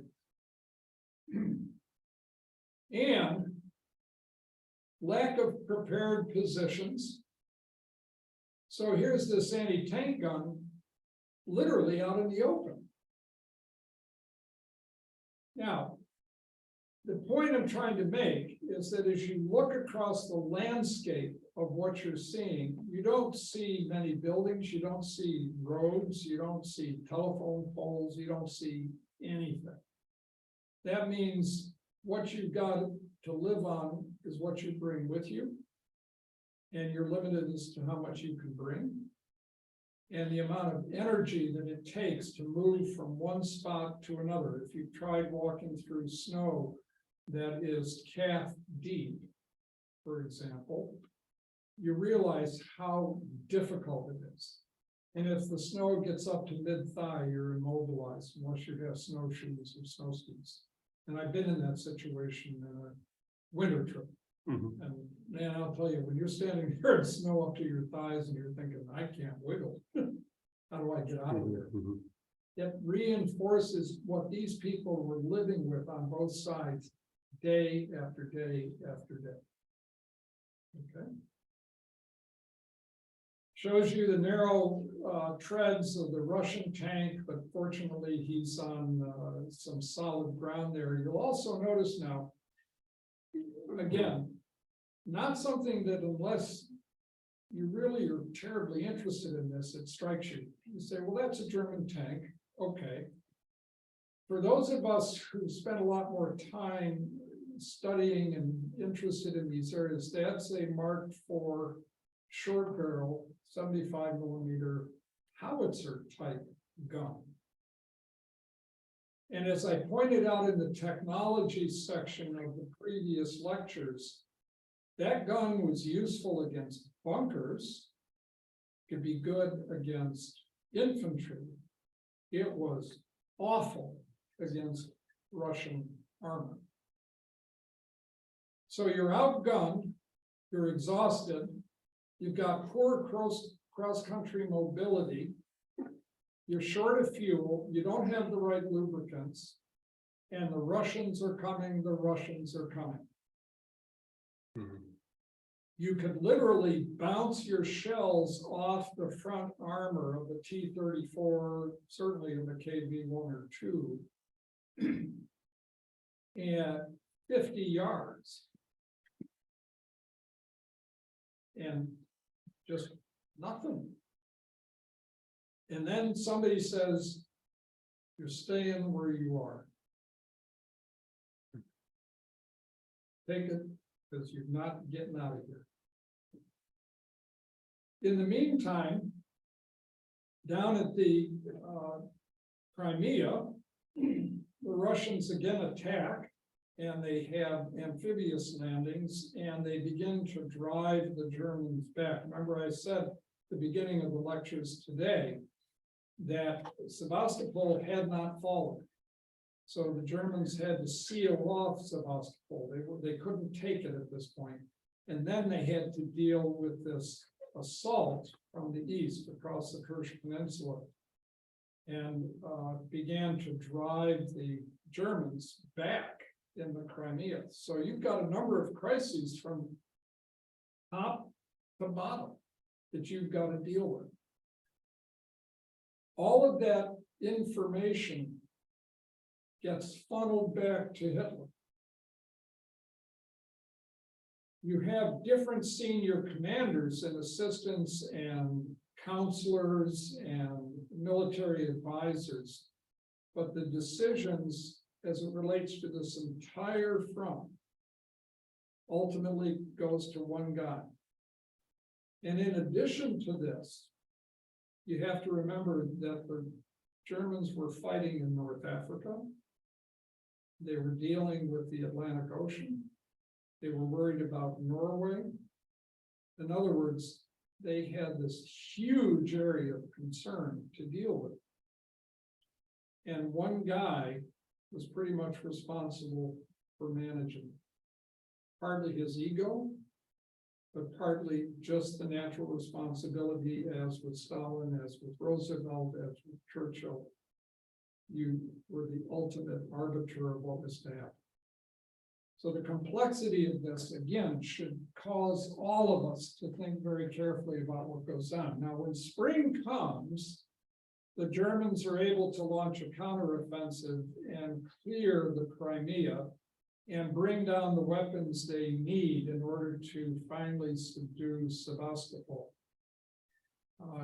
This kind of initiative represents an extraordinary achievement when you think about the losses that the Germans took during the Russian counteroffensive in the winter, and the kind of suffering and misery that everybody experienced on both sides. There was even a story that at one point, some German soldiers who had managed to hold on to a village and therefore could get some warmth and still go out and man their front lines against Russian assaults and things of this sort, went out one day and they saw in the distance a line of Russian soldiers. And they thought, well, I'll bet those guys are getting ready to attack us, and we just better be ready for them. They waited and waited, and nothing happened. Those guys were still standing out there. I thought, this is a little strange. They don't seem to be going anywhere either. What's going on? So they sent some scouts out to see what was going on. He said, come running back and said, they looked frozen. In other words, even if they hadn't frozen to death, the temperatures are so low that if you've ever been exposed to extreme cold for any length of time, you'll realize your muscles just don't work. They don't function. It may not be enough to kill you. It may not be enough to cause extreme frostbite where your fingers turn black and fall off and this and that and the other. But once they began to warm up a little bit, they can begin to move. But just think about that. As a personal experience, you are a Russian soldier being told, we're going to march over to here, and then we got to get on this German flank, and we got to be ready to attack. And by the time you get there, you are so cold, you can't move. This is an example of what it was like on the Eastern Front. Now, I'm going to take a few more minutes again to talk about this because I want to finish up this particular section as we conclude today's lectures. Oil, oil, oil. All right, now we know from recent events in our current global situation, the importance of fuel from various sources. We know about all the initiatives that we're taking to try to free ourselves from fossil fuels, and good, bad, or indifferent as to how you view it, this is what this is about. What it is about is that the energy required to run modern societies in 1940 depended largely upon oil. If you didn't have oil, you're in a world of trouble. And particularly so because modern weapons, ships, tanks, armored vehicles of any particular sorts, airplanes, needed oil as the source of fuel to make gasoline and the rest. So if you did not have access to oil, you were in trouble. I already alluded to the issue of Ploesti and how seriously Hitler viewed the importance of that source of oil because he'd been cut off from all the other sources once the war broke out. England, on the other hand, exhibited enormous energy, took considerable risk to protect the supply lines bringing oil into England, particularly from Basra area, Iran, Iraq, okay, the Middle East as we know it, and to bring those fuel supplies across the Mediterranean rather than have to go all the way around Africa. Michael, people your batteries may be dying. Why don't you use this for a bit? Oh, we're almost done. Oh, I see, yep, it's from. Okay, once you give me that, I'll push it back. Okay. I'm being divested of my speech. I think it's gonna come on. Mayday, mayday. All right, I hope I don't hold this too close, my karaoke days are long past. So the idea behind this is that without oil, modern societies collapse. As I'll talk about more when we come to the war in the Pacific, Japan went to war almost, not quite, almost entirely, because she faced the loss of oil from the United States. The source of her oil was the United States, almost not entirely exclusively, but darn close. And by cutting off oil to Japan, she was faced with two choices: submit or go to war to find the resources of oil you're going to need to continue to be a modern society. So German oil sources, because we're concentrating on why Germany went to war, particularly against Russia and so on, is we look at these numbers. Now, again, numbers are numbers, but what I want to do is point out that during the course of this conflict, if you look on the left top where it says imported 39 and so on, you'll see how the thousands of 5 million tons here basically drops to 960. I mean, it's a huge decrease. On the other hand, domestic production changed very little in spite of strategic bombing and things of that nature. But domestic synthetic production went up considerably until 44, when other things began to take effect. The point here is that if you didn't have oil, then you were going to be in trouble and find it increasingly difficult to conduct modern warfare, much less maintain an economy. This shows how the stocks for Germany began to change over the period of the conflict. And I'm sorry that it's a little bit fuzzy in nature, but again, you're not going to be asked to answer questions about this on an exam. The idea is that the stocks, and you'll see it in the beginning from 40 to 41, begin to diminish enormously. What does this mean? Your consumption is much, much greater than your production. And even if you have a bump up, as you'll see on that slide as it reaches 1944-45, you also are seeing a loss of use because the German army is beginning to get battered into nothingness over that period of time. And increasingly, access to fuel has an enormous effect on the strategies that are going to be employed by both sides. Indeed, the issue for 1942, which I haven't addressed at all in these lectures so far, for Germany is access to oil in the Caucasus region.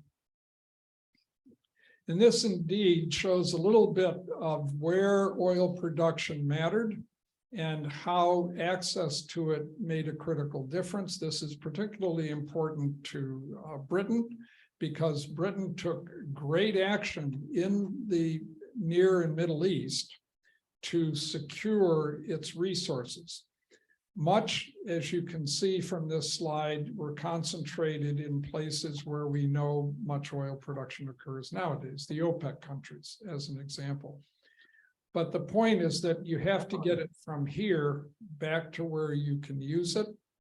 And for Britain, this meant controlling the Mediterranean in particular. If you look up in the very top, you'll see USSR there. And what is not shown up there are the oil fields in the Caucasus region, Azerbaijan and so on. Now, I'm going to just take this slide to just give you an idea of what things began to look like as we began to reach into 1942. I have spent these last two lectures going into a fair amount of detail on what was happening once the war between Germany and Russia broke out. Because I feel, as I've said on numerous occasions, this was the critical place in which much of what was going to happen in World War II occurred. And the sacrifices that were made by the participants were extraordinary and go well beyond anything most of us are familiar with, because most of our background in learning about World War II is focused on the American experience. Mhm. And understandably, I mean, that's us. We want to know what we experienced. But there's so much more depth to all of this that I feel it is vital to understand not just what happened in World War II and certain things that influenced how that war was fought and how it ended, but particularly to understand the implications for today, even 80 years later. There are certain things we carry with us. If we want, just as a digression, to look at movies that are produced that resonate with us, that deal with historical events. We look at the American Revolution. You know, there's been a whole lot of stuff on television and so on. We look at the American Civil War, Glory, Gettysburg, you know, that kind of thing. And then we think not about World War I, we think about World War II. We don't think much about Korea. We don't think a lot about Vietnam. We certainly don't think a lot in terms of our history, our ethos, our heritage about Afghanistan and Iraq, right? We think of World War II. What do we call the people who were involved in that time? The greatest generation, as though the rest of us are chopped liver. But we understand it because of the sacrifices that were made. Mhm. For Russia, not just World War I, but more importantly, World War II, called the Great Patriotic War, is an essential feature of what it means to be a Russian. You can't walk away from it. It's there. Everybody suffered. Everybody. Anyone who's a Russian, and if you meet some of them somewhere and you ask them, where are you from? Where's your family? You know, where are your parents living? And then you go back and say, what about your grandparents? You'll find that experience is there in them incontrovertibly and affects much of how the world is viewed. The books that we've brought over here, which I will bring, Greg, are you going to bring yours, do you think? Sure. Are worth taking a few minutes to look at the photographs that are in there, but also some of the books are well worth reading, not because I want all of you to become very, very knowledgeable about the Eastern Front, but what I want you to do is have the opportunity to just explore what it was like, because our experiences go nowhere near what was done. I'll give you a couple of examples and then I'll finish. Related to the series, The Band of Brothers. Those of you who've watched it, it's an excellent, excellent series. And I've been to a number of the places where Band of Brothers experiences took place. If you look at the section on the Battle of the Bulge, and you look at the experience of the American soldiers there, where in American history, I think we took our greatest number of casualties in the Battle of the Bulge we did in practically any other fight, including Okinawa. But if you look at that experience, and it was freezing cold. back then. Mhm. And they were not prepared, Yeah. in spite of having the experience of having fought for a couple of years, right? Because that was 1944 that occurred. With a logistical framework that relied on what's called the Red Ball Express. You know, trucks 300 miles back and forth each way to supply troops. Go look at what the Russians and Germans experienced in 41 and into the early part of 42. And put yourself in that framework of what it took to be there, to just survive. Mhm. There are some excellent Russian films and German films about various experiences on the Eastern Front. But most of us don't get into that because it doesn't strike us as being close to who we are. Hmm. But it's a fascinating experience to do it. And all of our films that deal with World War II tend to color how we view ourselves, even today. So it's an important element to realize that we're no different in terms of that experience from World War II in one level than it is for the Russians and the Ukrainians now. They have a historical legacy that has been imprinted into all of them because their families went through it. And they can't walk away from that any more than we can. Or if we do it, we totally change how we even view our country and what our country really means, not just to us personally, but to the world at large. What's our legacy? What's our importance? What's our shining light on this? There's shining city on the hill that Reagan called it at one point, right? So for all of us, I hope that all of these lectures, whether they go back to the Civil War or right up to now, or whether you said, I'm tired of this, I don't want to bother anymore. It's just not worth my energy. I would just encourage you. It doesn't have to be a great, big, thick, heavy tome on the Eastern Front. But give yourself the opportunity to just read at least one book that takes you into that conflict and lets you have a little more insight into what goes on. And I think it'll change much of what you see I'm trying to do with these lectures. Hmm. Okay. And I hope it'll encourage you to just also think more critically about what's happening literally today in Crimea and Ukraine and elsewhere around the world.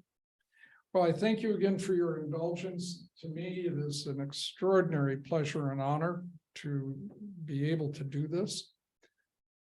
And I hope Thank you. are interested, look me up on Substack. And feel free to comment and share it. Thank you. Thank you. What else do you do with your days? It's a master job. Wow. I'm open to questions. I just hope you're wrong, Well, if you don't mind that. You know. Open change. Yeah. We've heard that mantra before. Judy, you have a question? Judy? You're not coming through, Judy.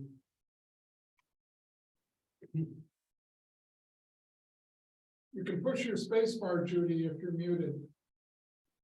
No, He you're does not this coming all through the for time. some reason.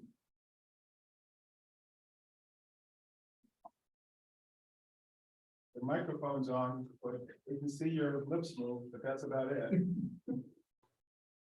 Now you muted yourself. No, Is your microphone, is it all the way down? Is it engaged? Your microphone, is it engaged?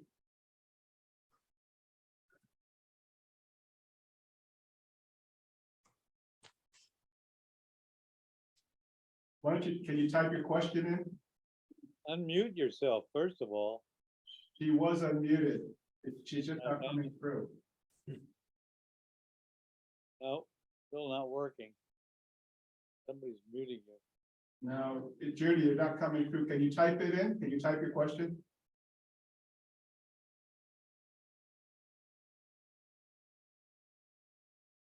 No, it's not working, Judy. It's not coming through.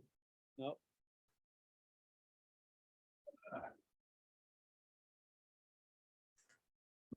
Mike, I mentioned last week, 20 years ago, I had the privilege and honor of interviewing Phil Russell, who was in Charlie Company, 101st, and the only time, most of his, some of, I mean, he had a way of spinning it so it, most everything was humor, but it wasn't. I mean, midnight combat hand to hand, and somehow it came out funny when he tells it, but the one time, just for a second, he started to break was Battle of the Bulge. And they were down to their last 3 rounds and they were waiting for the attack. And it never came, you know. And also he said, he was adamant, you know, we didn't need pack. All we needed was ammunition. He said, because we were always surrounded. Yep. And it was true too. Yep. And he said too at D-Day, they were told, not shoot prisoners, but they were told, don't take prisoners, because if you take them, you own them. You know, because they're surrounded, where do you take prisoners? Exactly. So you don't let it get that far. Right. But that was yeah, that was an experience. He's since died, but from Compton, he was a milkman at Crowley's. Really? They talk about greatest generation, and then he ends up at Purchase Garden. Oh, You okay. know, yeah, that was a lot of fun. Yeah. Uh, Can't help in a way to be a little bit envious. oh, At the same time, you recognize how awful it was. Envious in what sense? Or In the understanding? sense that weren't there to be a part of it. I know it sounds a little perverse, but there's a certain element of, I'll use the word manliness, even though that's an outdated and somewhat arbitrary term to use, but you know, guys stood up and went to war and did their thing, and if you didn't do that, you were a lesser person. You know, Mhm. you just didn't measure up, and that they faced those kinds of challenges and stood up and went. And worked through mhm. is pretty extraordinary. And you can't help but think, oh, could I have done that? Would I have been that tough? Would I have been that resilient? I can't imagine personally, and I've tried to put myself there. Just in my imagination of what it would have been like to be on the Eastern Front, either as a Russian or German, doesn't matter. Just to exist in those conditions. I could see myself folding up and saying, I'm out of here, you gotta be kidding me. Your job is to help provide me with at least some warm clothing or some hot food. Or at least give me some ammunition so I can do something. But I don't even have that. And then you're gonna tell me to run across this open field where I know there are a bunch of guys over there with machine guns who were just waiting for me to show up. That's my life. I don't know. I don't know how these guys. Shelby Foote put it well, talking about Gettysburg, Pickett's charge. Mhm. And one of his interviews, he said, you know, how did, you know, these guys could see what they had to do, and it was like crazy. Why would you do it? How could? And he said nobody had that much courage to say, no, Master Lee, I'm not going. So it's a, you know, It's a group thing, I guess, I don't know. Well, they do talk about that in terms of the psychologies of, your comments, the guy to your right, the guy to your left. Yeah, I can get that intellectual. That you can get, It's yeah. not the intellectual part that is. difficult. It's the emotional part, the actual. Physical part. Yeah, but being it's the, that kind of exactly the opposite. and I saying, Not easy to see or justify intellectually, but it is kind of a, an emotional, completely immersed, excuse me, immersed in the spontaneousness of the moment that does it. And it's probably an instinct to survive. You don't want to be left behind either. You don't want to be alone. Don't you think? Well, we're pretty good as animals fighting